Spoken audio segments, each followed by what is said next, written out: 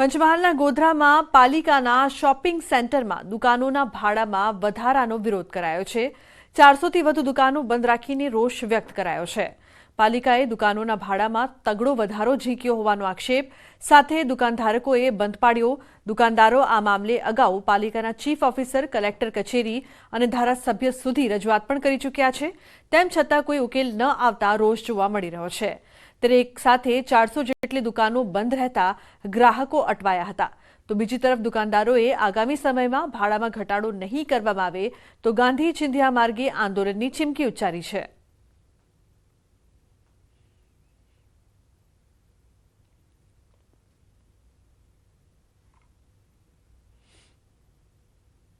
તો હવે વાત કરીએ કચરિયાની। કચરિયું એ શિયાળાનું સૌથી શ્રેષ્ઠ મિષ્ઠાન માનવામાં આવે છે। શિયાળાની કડકડતી ઠંડીની શરૂઆત થતાં જ કચરિયું બજારમાં પોતાનું આગવું સ્થાન મેળવી લે છે। મહેસાણા જિલ્લાના ઊંઝાનું કચરિયું દુનિયાભરમાં જાણીતું છે। શિયાળાની શરૂઆત થઈ નથી કે કચરિયાની અનેક દુકાનો શરૂ થઈ જાય છે અને ઊંઝાના કચરિયાની ગુણવત્તાના કારણે ખૂબ જ ડિમાન્ડ રહે છે। અહીંનું કચરિયું અન્ય દેશોમાં તેમજ ઉત્તર ગુજરાત સહિત વડોદરા અને સુરત, નવસારી અને ગુજરાતના ખૂણે ખૂણે સુધી ફેમસ છે। ઉત્તર ગુજરાત સહિત ગુજરાતના અન્ય ખૂણા સુધી ઊંઝાનું કચરિયું પહોંચી એક અલગ આગવી નામના મેળવી ચૂક્યું છે। ગુજરાતના ખૂણે ખૂણેથી લોકો ઊંઝાનું કચરિયું મેળવી અનેરા સ્વાદનો ચસ્કો મેળવી રહ્યા છે।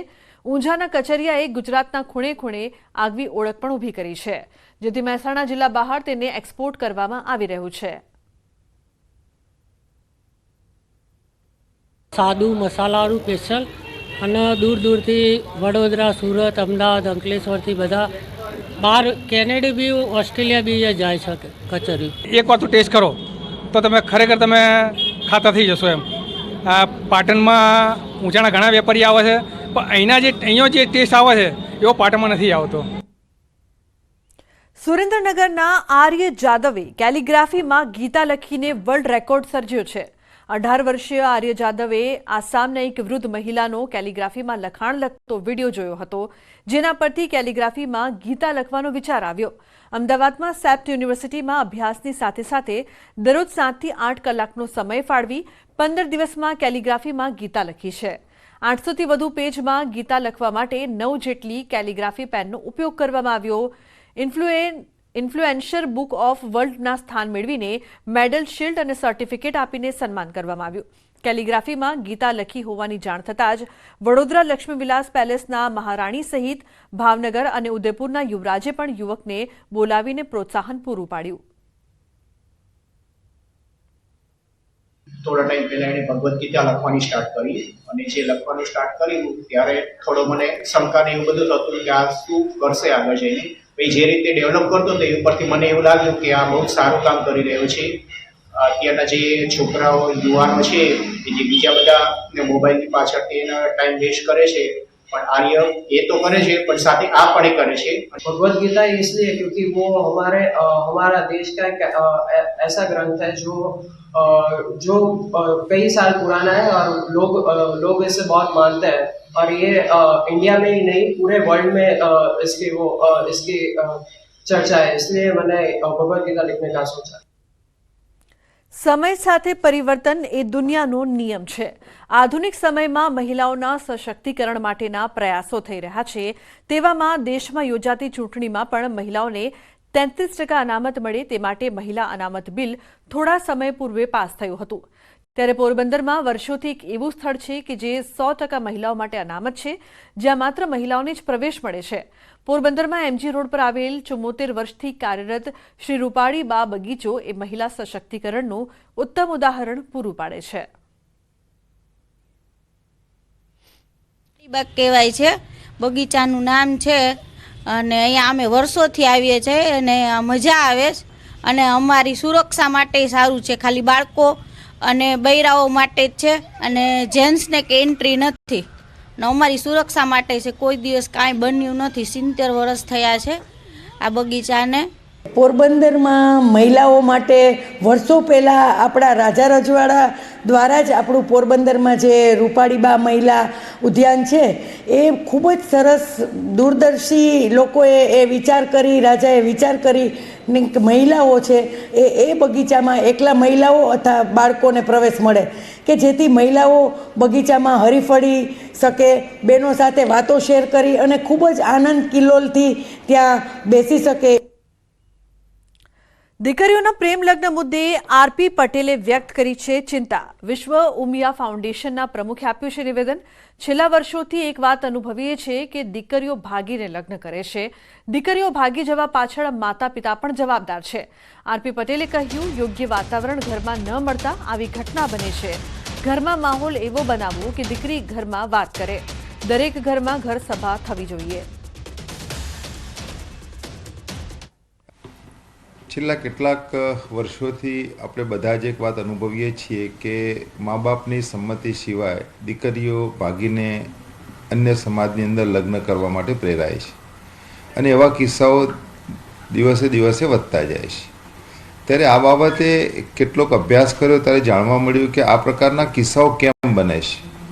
મોટાભાગના કિસ્સાઓમાં એક વસ્તુ ધ્યાનમાં આવી છે કે જનરલી દીકરીઓ ભાગીને જ્યાં જાય છે ત્યાં આગળ બને ત્યાં સુધી એ જે સામેના પાત્રો હોય છે એ કોઈપણ પ્રકારની કામગીરી કરતા નથી, પ્રવૃત્તિ કરતા નથી, ધંધો રોજગાર હોતો નથી ને માત્ર એક લુખ્ખા તત્વોની માફક ફરતા હોય એવા તત્વોના દ્વારે આ પ્રકારની દીકરીઓ તેમના લપેટમાં આવતી હોય છે.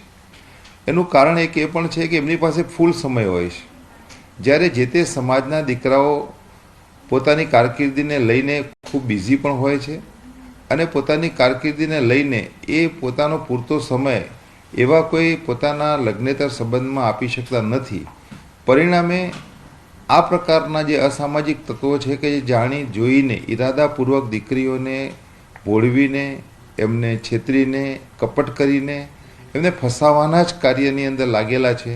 એવા યુવકોના સંપર્કમાં એકવાર દીકરી આવી જાય છે, ધીમે ધીમે એમની સાથેનો સંપર્ક વધારે છે અને ત્યાર પછી મોબાઈલ ઉપર સોશિયલ મીડિયાના પ્લેટફોર્મ ઇન્સ્ટાગ્રામ હોય, ફેસબુક હોય કે અન્ય પ્લેટફોર્મ પર એની સાથે એની લાગણીઓને ઉશ્કેરવાનું કાર્ય કરે છે અને ધીમે ધીમે સારી રેસ્ટોરન્ટમાં લઈ જવા, ત્યાર પછી એની લાગણીઓને ઉશ્કેરવી, આ બધા કાર્યોથી એને એવું એક રિયલાઇઝ કરાવે છે કે એના માટે એ જ ભગવાન છે.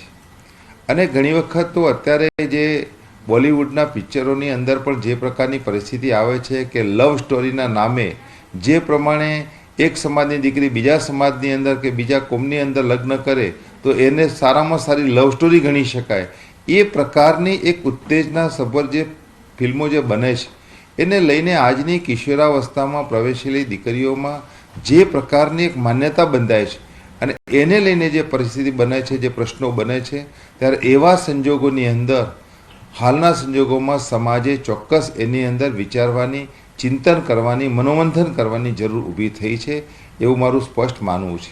અને એ વાતને લઈને ગઈકાલના વિશ્વમા ફાઉન્ડેશનના સ્નેહમિલન કાર્યક્રમમાં જ્યારે વાલીઓ ઉપસ્થિત હતા, યુવાનો ઉપસ્થિત હતા, મહિલાઓ ઉપસ્થિત હતી, ત્યારે દરેક સમાજ સુધી આ વાત જાય એટલા જ માટે મેં કહેલું છે કે હવે એ સમય આવી ગયો છે કે આપણા ઘરના સંતાનો સાથે એને રાત્રે ઘર સભાની અંદર એમને એક એવું વાતાવરણ આપવું પડશે કે જેથી કરીને આપણા સંતાનો વાલીઓ સાથે ખૂબ છૂટથી અને ભય રાખ્યા વગર કોઈપણ પોતાના પ્રેમની વાતો કરી શકે, જેથી કરીને એને એક સાંત્વના પણ મળે, શક્તિ મળે અને અહેસાસ થાય કે મને કદાચ કોઈ છોકરો ડરાવશે, ધમકાવશે તો મારા પરિવારના સભ્યો અને મારા સમાજની સંસ્થાઓ ચોક્કસ મારા માટે મદદરૂપ થશે. આવો એક વિશ્વાસ એનામાં પેદા થાય એ પ્રકારનું એક માહોલ કરવા માટેની ઘર સભા કરવી જોઈએ એવી મારી જે વાત હતી એ વાતને લઈને મેં સમાજને એક મેસેજ આપેલો છે. આરપી, એવું માનો છો કે આની અંદર મા બાપની પણ મોટી જવાબદારી છે, કારણ કે જે પરિવરિષ્ઠ છે એમાં કંઈક એના કારણે દીકરીઓ ભાગી રહી છે? ચોક્કસ આ પ્રકારના જે દીકરીઓ ભાગી જવાના કિસ્સા જે બને છે એ ગરીબ પરિવારમાં પણ બને છે, મધ્યમ પરિવારમાં પણ બને છે અને શ્રીમંત પરિવારમાં પણ બને છે. જ્યારે દરેક પરિવારમાં આ પ્રકારના કિસ્સાઓ બને છે ત્યારે ચોક્કસ મંથન કરવું પડે કે આવું કેમ થાય છે. જ્યાં ગરીબ પરિવાર છે ત્યાં આર્થિક પરિસ્થિતિને લઈને દીકરીઓને સમય આપી શકાતો નથી, એટલા માટે દીકરી બહારના વાતાવરણની અંદર જે એને જોઈએ છે એ શોધવાનો પ્રયત્ન કરે છે. મધ્યમ પરિવારની અંદર મા બાપ હંમેશા દીકરીના લગ્નની ચિંતાને લઈને ખૂબ મજૂરી કરીને પૈસા બચાવીને એના લગ્ન માટે પૈસા બચાવવામાં એ દીકરીને સમય આપી શકતા નથી, એની લાગણીઓને ક્યાંક સમજી શકતા નથી, એની લાગણીઓને હંમેશા સમજીને એને ગમે એવી વાતો કરવામાં એ સંમત થતા નથી. અને પરિસ્થિતિ એવી થાય છે કે એવી દીકરીઓ પણ પોતાના ઈચ્છિત પાત્ર અથવા તો ઈચ્છિત વ્યક્તિઓ કે જેની પાસેથી આ પ્રકારની ખોટી પણ ટેમ્પરરી પણ જ્યારે હૂંફ મળે છે ત્યારે એ ભોળવાઈને એવા પ્રકારના તત્વોમાં આવી જાય છે. શ્રીમંત પરિવારોમાં પણ એ જ પરિસ્થિતિ છે. કોઈની પાસે સમય નથી અને સમય ન હોવાના કારણે દરેક વ્યક્તિ પોતપોતાના અલગ પ્રાઇવેસીના બેઝ ઉપર અલગ બેડરૂમમાં, અલગ રૂમમાં કે કોલેજોમાં પોતપોતાની રીતે અલગ અલગ લોકો જોડે ચેટ કરે છે અને એનું ધ્યાન શ્રીમંત પરિવારોની અંદર પણ ઘર સભા અથવા તો માહોલ ન બનવાના કારણે આ પરિસ્થિતિનું નિર્માણ થતું ઘણા કેસમાં જોવા મળ્યું છે. અને એટલા જ માટે એવું કહી શકાય કે આ પરિસ્થિતિનો ઉકેલ કાયદાકીય જ્યારે આવે ત્યારે, પરંતુ આપણે આપણા પારિવારિક સંજોગો એવા બનાવવા જોઈએ કે પરિવારની અંદર આપણું ઘરનું એક માહોલ એવું ક્રિએટ કરવું જોઈએ કે સંતાનો પોતાના વાલીઓ સાથે ખૂબ જ છૂટથી વાત કરી શકે, પ્રેમની વાત હોય, પોતાના પ્રશ્નોની વાત હોય કે પોતાને કોઈ પણ ધમકાવતું હોય તો એની પણ વાત હોય, ત્યારે એને હૂંફ મળે એવી વાત કરવા માટે ફરજિયાતપણે દરેક ઘરની અંદર ઘર સભા રાત્રે થવી જ જોઈએ. તો જ આ પ્રકારના કિસ્સાઓ ઘટતા જશે અને સમાજને એક સાચી દિશામાં. તો હવે નજર કરીશું